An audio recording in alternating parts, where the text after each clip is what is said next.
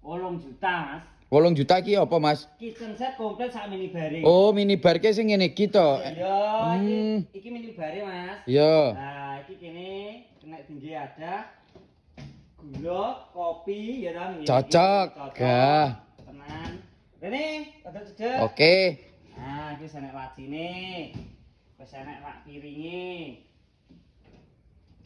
Komplit Mas yo. Beh, jan tempat penyimpanannya ya komplit Mas yo iki. Heeh.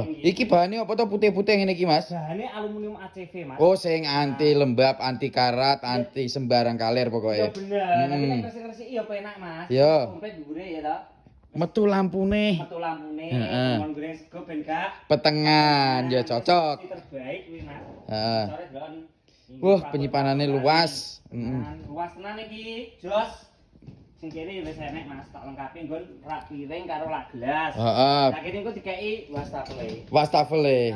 Sing premium oleh, sing biasa oleh. Oh, cocok ki. Pengen komplit sak apa jenenge Heksose. Oke, iki regane piro? 8 juta wis komplit tak tengah teko omahmu engko bayare COD. Bayar COD. Lah Jawa Timur Jawa Tengah wis gratis ongkir Mas. Lah iki lho sing tak anteni iki gratis ongkir iki lho. Heeh. Lah bayare piye? DP-ne ora? Bayare COD Mas. Oh, bayare COD. Makanya nek ngomongke kupinge dirungokno. Oh iya iya Bayare COD.